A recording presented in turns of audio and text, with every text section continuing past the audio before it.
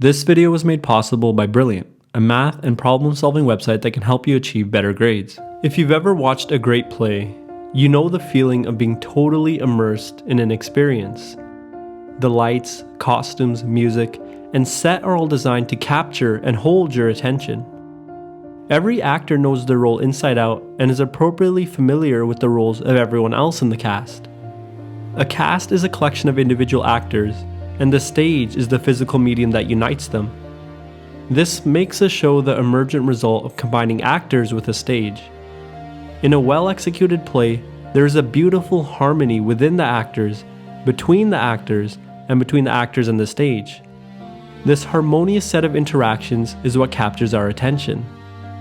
William Shakespeare wrote these famous words in his play As You Like It. All the world's a stage, and all the men and women merely players. They have their exits and their entrances, and one man in his time plays many parts.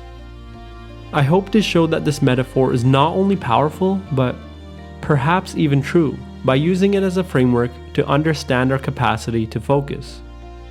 You are an actor, the world is a stage, and a perfect show is the result of highly focused attention.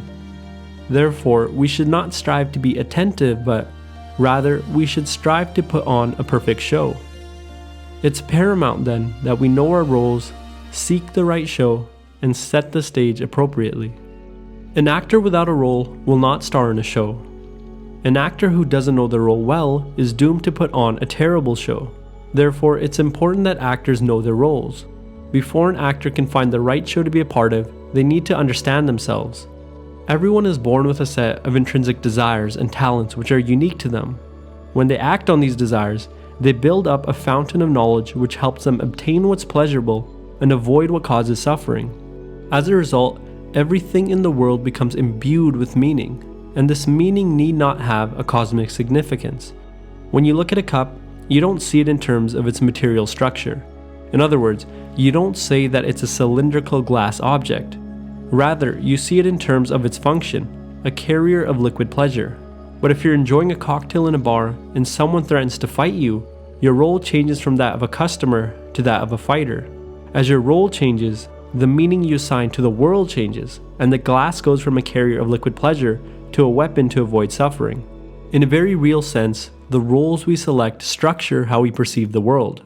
Imagine that I put a box of pencil crayons in front of you and told you to find the one that is red. If you choose to accept this task, the way you perceive your environment literally changes. You start to ignore most sensory data and selectively discard information that doesn't align with your goal, finding the red pencil crayon. I asked you to take part in the show of finding the color red, and for you to play the protagonist who takes on this action. This newfound role imbued your world with instantaneous meaning, which helped you mentally structure your environment, so you knew what could be ignored and what could not. Having a purpose, or knowing your role as an actor, helps you mentally structure your environment. This purpose-driven focus is referred to as a top-down function. Top-down attention is knowledge-driven. When you use your mind to find something in the environment, you're using top-down attention. This self-constructed role I'm telling you about is an existentialist idea. The existentialists believed in the idea that our existence preceded our essence. In other words, we aren't born with any meaning, but we construct it. Your purpose is constructed based on the relationship between your natural desires and the environment around you. But if you don't want to create your own role as an actor, the world is happy to assign you one. We live in a world that is constantly asking you to take part in their own shows and setting the stage for you. While driving, you'll notice billboards lined along the road. Every business owner wants you to take on the role of their customer. When you go to YouTube, every YouTube channel wants you to take on the role of their viewer. The billboard owner sets the stage by making the billboard as attractive as possible, just as the YouTuber does for the thumbnail. Everyone is giving you a possible meaning to try out, and it's up to you to decide if it's correct. Facebook and Instagram scream that meaning is found in the pleasure you get from interacting with others. YouTube screams that meaning is found in education, inspiration, or entertainment. The car dealership screams that meaning is found in status or material goods. Whether it's video games, social media, or an interesting conversation, good distractions create structure. They easily offer you a role that imbues your world with meaning and lets you feel a sense of accomplishment within that role. An actor who knows their role may see these activities as simple distractions. They'll discard pieces of information if it doesn't align with the show they are looking to be a part of. An actor who does not know their role and play it well will always be stuck playing the roles that others assign to them.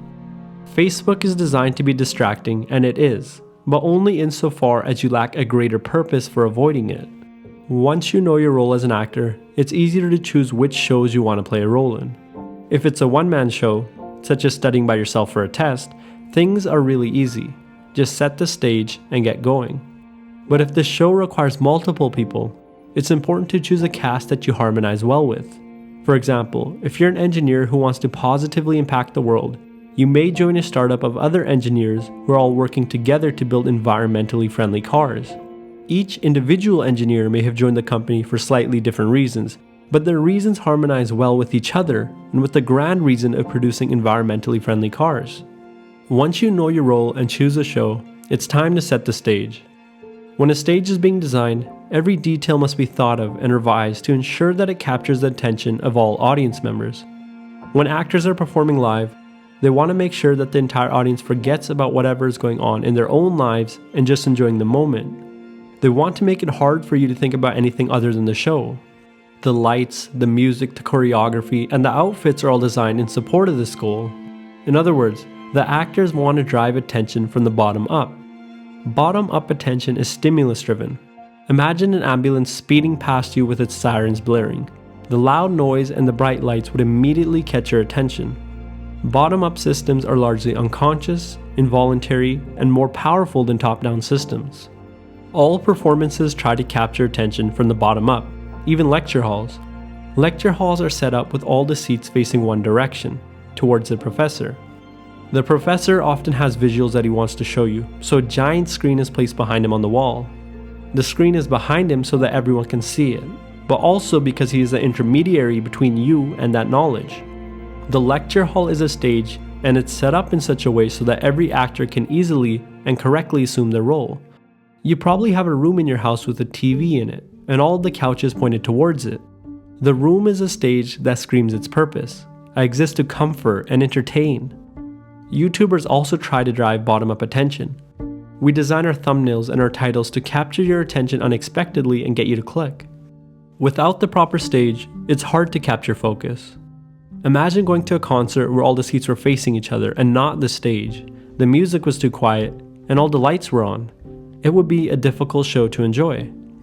Setting the stage means that everything in the environment contributes to the show's purpose.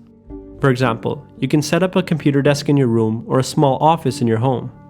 You can limit the apps on that computer, and the room may only have the necessities you require for working. You want to remove as many bottom-up distractions as possible. The best way to do this is by removing as many external cues and triggers as you can. Triggers may include your cell phone, the internet, an app, or even people. Your role might be that of a good student or an accountant. The show is that of studying for a test or completing a client's taxes. As a result, the stage has been properly designed to facilitate the best possible performance by the actor. The best performance requires intense focus or being in a state of flow. Flow occurs when an individual is playing the right role, in the right show, and on the right stage. Their actions are aligned with their beliefs in an environment that supports them. Being in a state of flow is often described as being in the zone, and it's a very pleasurable state for most people to be in. Sadly, most people rarely have long stretches of flow in their lives because life is complex. To keep this essay simple and digestible, I talked about everything in singular and sequential terms. In real life, you don't transition from an actor to selecting a show to setting the stage. In fact, you do all three simultaneously and iteratively. Your identity as an actor affects the show you pick, but the show you pick also affects your identity as an actor. You're evolving, and as you evolve, so should the show and the stage. Furthermore, you don't play just one role in life, but multiple roles, in multiple shows, and on multiple stages. It's okay to not be focused. Focusing is hard because it requires a delicate and beautiful harmony between all of these parts. A lack of focus may be a sign that you haven't found the right role, the right cast, the right stage, or the right show. It might be time for a change in your life in one of these areas. Perhaps it's an opportunity to boldly engage with the world and discover yourself through interacting with it. Focus is an invitation from the world to stay put for a while and perform. A lack of focus is an invitation to seek a new show, a new stage, or a new role. Focusing in school can be very hard because the stage is set poorly and it doesn't do a great job of giving students a role that they enjoy. This is unfortunate because it makes learning a chore when it doesn't have to be. Thanks to the internet, students don't have to be limited by the classroom and can find websites online that do a better job of giving them a role and setting the stage. And if you're a student that wants to achieve excellence, I highly recommend visiting Brilliant.org. Brilliant.org is a math and science problem-solving website with a well-structured environment that encourages focused learning. They cover a wide array of topics such as mathematics, physics, astronomy, and even computer science. Brilliant keeps you engaged by starting with the fundamentals and progressively adding layers to your understanding by increasing the difficulty of problems. Just go to www.brilliant.org/freedominthought or click the link in the description below and you can sign up for free. As a bonus for those who are ready to push themselves further, the first 200 people will be hooked up with 20% off the annual subscription. As always, thanks for watching, and I'll see you next time.